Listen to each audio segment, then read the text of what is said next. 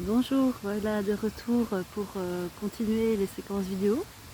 Donc on est déjà passé le 15 août et donc à cette période-ci de l'année on va surtout voir des plantes qui finissent leur floraison. On va encore avoir bien sûr jusqu'au moment où il n'y a pas de grosse gelée, que ça peut être octobre voire même novembre.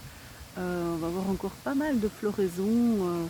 On va encore regarder tout ça, mais ça va commencer avec l'époque des fruits.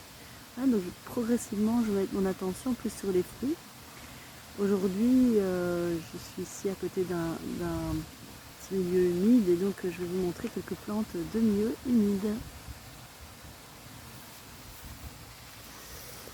Et donc voici une plante qui a les feuilles opposées, qui a une tige tout à fait carrée. Donc c'est a priori une plante de la famille des Lamiacées. On peut même voir à l'intérieur ici du calice, on voit trois petits parties. Ici aussi c'est trois.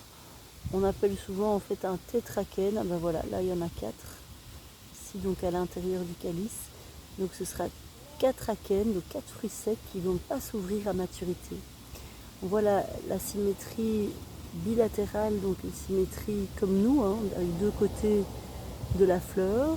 On voit ces étamines qui ressortent un peu, le casque.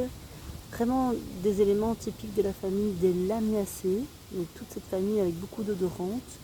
Mais alors ici, elle est un peu différente. Si on regarde les feuilles, c'est différent. Peut-être vous reconnaissez une épière, Stachys, une épière.